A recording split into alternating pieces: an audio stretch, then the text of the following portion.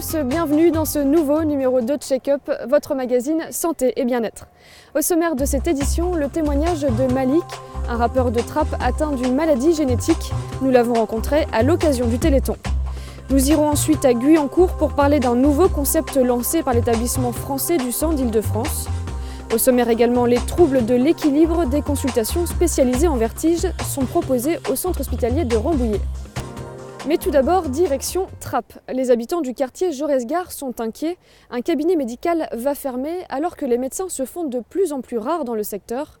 Un reportage réalisé avec William L. et Elodie Moine. Avec d'autres habitants du quartier, on se mobilise contre la fermeture du cabinet Schweitzer. C'est les derniers médecins du quartier. Le cabinet médical Schweitzer va définitivement fermer au premier semestre 2015. Dans le quartier Jaurès-Gare, l'inquiétude commence à se faire sentir. Moi qui habite juste en face, là, qui viens voir les médecins d'ici, où est-ce que je vais aller? C'est la question. D'autant plus que si j'ai bien compris, les autres médecins sont déjà très occupés, donc ça ne va pas faciliter les choses. Maintenant, il faut courir de l'autre côté vers les Merisiers. Quand on a 70 ans comme moi, eh bien, je vous assure que ça commence à être fatigant. Il ne restera alors plus qu'un seul cabinet médical dans le quartier, Ambroise Paré, avec un médecin généraliste et 8 spécialistes. Il y a encore 4 ans, le secteur accueillait 4 cabinets médicaux. Dans quelques mois, le cabinet Schweitzer laissera place à un grand nom de l'immobilier pour la construction d'un complexe. Une pétition a été lancée, de nombreuses signatures ont été recueillies. Ce qu'on demande au maire, c'est de prévoir l'ouverture dans le quartier d'une maison de santé pour pouvoir attirer de jeunes médecins sur la commune et notamment dans ce quartier. Un quartier, une partie de la ville qu'ils estiment clairement oubliée par la municipalité. Alors que de l'autre côté de la Nationale 10, vers les Merisiers, 2 nouveaux centres de santé. L'un a ouvert en juillet dernier, l'autre verra le jour en début d'année prochaine. La mairie se dit consciente d'un problème de répartition des cabinets médicaux à Trappes, mais d'après eux, il ne s'agit pas d'un problème uniquement local. C'est aussi un problème plus global et c'est un problème national, c'est-à-dire qu'il y a de moins en moins de jeunes médecins qui s'installent, il y a de plus en plus de médecins qui sont proches de la retraite et donc le renouvellement ne se fait pas bien. La municipalité affirme réfléchir avec l'Institut de promotion de la santé et la CASCI à une solution pour les habitants du quartier. Elle étude également en ce moment des maisons de santé pluridisciplinaires qui pourraient voir le jour en 2017 à Guyancourt et à Montigny. Une réunion est prévue dans les prochaines semaines. Malik est atteint de rétinite pigmentaire, une maladie génétique et héréditaire qui lui fait perdre progressivement la vue. À l'occasion du Téléthon, le rappeur de Trappes, 30 ans et père de 3 enfants, témoigne de sa maladie. Elodie Moine pour les images. Je suis atteint de la rétinite pigmentaire, donc je perds progressivement la vue. En admettant qu'un cercle représente ma vision, la vision normale de tout le monde, on met un fer à cheval à l'intérieur de ce cercle-là, et le fer à cheval, c'est ma vision. Donc, personnellement, je ne la ressens pas comme ça. Mais avec les tests que j'ai faits, c'est ce qui montre ce que mes yeux voient.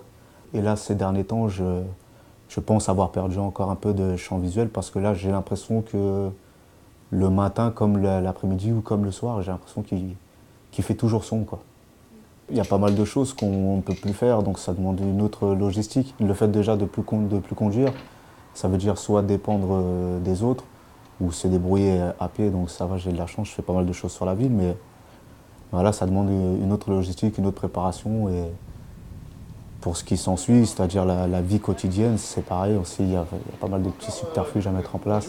Par exemple, dans le choix des vêtements, voilà, quand je prends mes vêtements aujourd'hui au toucher, j'ai un autre repère pour hormis les mains. Je sais que j'utilise mes lèvres en fait. Comme c'est une partie plus sensible, je reconnais facilement les matières de mes vêtements avec mes lèvres. Donc je ne sais pas si les autres malvoyants ont cette technique-là, mais en tout cas moi c'est celle que j'utilise.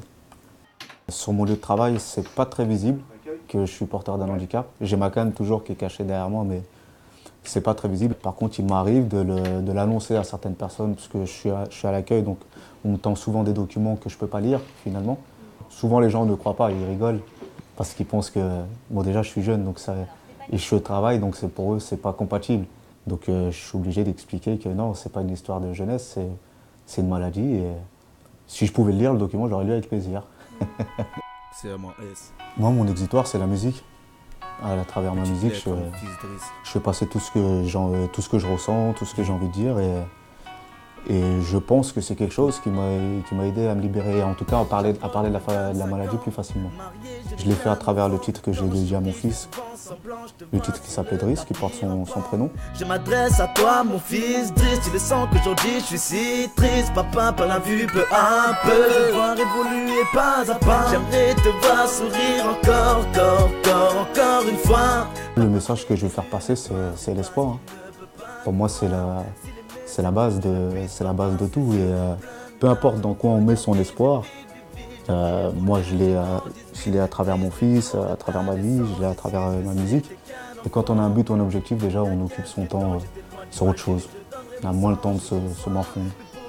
Donc ouais, c'est ça, le message que je veux faire passer, c'est ça, c'est un message d'espoir. Fais sombre une fois, aveugle, je veux te voir de temps en temps. J'ai besoin de toi pour guérir, de toi pour guérir, de toi pour guérir. C'est noyé dans les larmes que papa t'écrit ces mots. Besoin de toi pour guérir, D-R-I. Maman ne le sait pas, le soir je me... Dans le pire des cas, ça évolue vers la cécité. Après, les médecins m'ont toujours dit qu'il était possible que, par exemple, la vision que j'avais à l'époque, je pouvais la garder à vie ou elle pouvait évoluer sur 5 ans. 5 ans, c'était le minimum qu'ils m'avaient dit à l'époque. Et on est aux 5 ans. Par rapport à notre gène, à nous, il y a des recherches quand même dessus, mais pour l'instant, il n'y a pas de trouvailles. Vous êtes optimiste? Oui, ça, je suis obligé. On est obligé d'être optimiste. Ça, c'est... Je dis toujours, c'est une épreuve. Si on me l'a posé sur les épaules, c'est que je pouvais la porter. Donc, il faut que je la porte, j'ai pas le choix de toute façon.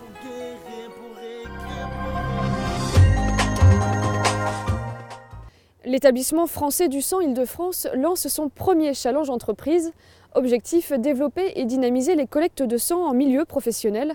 Parmi la dizaine de sociétés participantes, une seule est yvelinoise. Nous nous sommes rendus sur place. Il est bientôt midi. Ce jour-là, Mélinda profite de sa pause déjeuner pour faire un petit détour. Un premier questionnaire à remplir avant de s'enregistrer auprès du médecin. Voilà. Puis le parcours commence. C'est votre premier don? Oui, c'est mon premier don. Ah bon? Dans les locaux aménagés de son entreprise, Mélinda va faire son premier don du sang. D'abord cet entretien de quelques minutes avec un médecin de l'établissement français du sang. Il vérifie sa tension, lui donne quelques indications, puis direction la salle suivante où elle retrouve une de ses collègues. Ça va, un peu peur des aiguilles, mais pour les vaccins par exemple, mais sinon ça va. Cette collecte est organisée dans le cadre d'un tout nouveau concept lancé par l'établissement français du sang Île-de-France, le Challenge Entreprise. Une petite dizaine de sociétés de la région y participent et accueillent une équipe de médecins sur place pour récolter un maximum de sang. Les salariés peuvent alors faire un don directement sur le lieu de travail. À Guyancourt, Sodexo est la seule entreprise des Yvelines à y participer. Depuis 5 ans déjà, 2 fois par an, le comité d'entreprise et la direction organisent des collectes dans ces locaux. Pour le FS Île-de-France, ce challenge est aussi une façon de les remercier et de mettre en avant leur engagement. Ils acceptent à la fois que leurs collaborateurs prennent sur leur temps de travail pour venir donner leur sang, qu'ils acceptent de faire de la promotion, de la collecte avant et à l'intérieur de l'établissement, mettant des affiches, distribuant des tracts et autres. Et finalement, ça paraît tellement simple et autre, sauf que ça ne se fait pas systématiquement. On sait que traditionnellement en France, c'est un enjeu d'arriver à générer une collecte suffisante. Donc on est très impliqué à la fois par connaissance du secteur d'activité de la santé et aussi par notre engagement social. Une vingtaine de minutes lui ont suffi. Mélinda a terminé son don du sang. J'ai jamais eu l'occasion de le faire, étant donné le cadre ou autre dans les différents endroits où j'ai travaillé. Et là, ça a vraiment été l'occasion de le faire. Donc pas déçue et très contente, donc à refaire, je sais, par la suite. Sur les 800 salariés de l'entreprise, une soixantaine se sont inscrits au préalable sur Internet, tandis que d'autres viennent spontanément le jour même. Une deuxième collecte sera organisée ici en juin. Les résultats du challenge seront donnés l'été prochain. Le docteur Diard est praticien ORL à Trappes. Depuis le mois d'août, au centre hospitalier de Rambouillet, il a ouvert des consultations spécialisées en vertige et troubles de l'équilibre, une première dans la région. Élodie Moine pour les images. Il y a des vertiges très violents. Combien de temps la crise? La crise en elle-même a duré peut-être 2 heures en tout. Depuis 10 ans, Eric souffre de vertige, un malaise dont il ne connaît pas encore la cause. On ne se sent pas bien pendant une journée et demie, on se sent instable, on se tient un petit peu en marchant, on sent le regard qui fuit un petit peu, et puis ça passe avec la nuit aussi, mais c'est vraiment très très désagréable. Ici, au centre hospitalier de Rambouillet, le docteur propose des consultations spécialisées en vertige et troubles de l'équilibre. Elles permettent un diagnostic rapide à l'aide d'un matériel complet. En plus, à l'hôpital, nous avons la ressource d'avoir accès aux autres spécialités, qui sont les spécialités neurologiques, les spécialités de l'imagerie bien sûr, les spécialistes du métabolisme. Donc on peut tout faire d'une façon intégrée. Le vertige est l'un des troubles de l'équilibre. Il donne des illusions de mouvement causées par un dérèglement, le plus souvent au niveau de l'oreille interne. Alors dès que vous entendez, vous appuyez fort sur le bouton. Afin de vérifier qu'il n'y a pas de trouble de l'audition, l'examen pratique commence par un audiogramme. Tout est correct, le docteur va chercher l'origine du problème ailleurs, grâce à ce casque qui permet de vérifier la position de l'œil. Voilà, suivez bien la tache rouge. Suivez-la régulièrement. Régulièrement. Avec ce test, il vérifie le réflexe de l'œil à une stimulation d'un élément de l'oreille interne. Après une dizaine de minutes, le diagnostic tombe.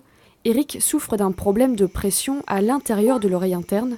La pression varie lors de ces crises, ce qui provoque des vertiges pouvant durer jusqu'à 2 heures. Alors on va mettre un traitement symptomatique pour soulager les troubles. Aujourd'hui, depuis que le docteur Diard a débuté ici en août dernier, il reçoit une vingtaine de personnes chaque mercredi. Pour l'instant, le seul jour consacré à ces consultations. Ce numéro de check-up touche à sa fin. Avant de nous quitter, vous le savez, place au traditionnel agenda. Cette période de fête est propice aux bonnes actions, alors pourquoi pas en profiter pour faire un don du sang. Le mercredi 24 et le vendredi 26 décembre, un véhicule sera stationné à proximité du centre commercial Espace Saint-Quentin.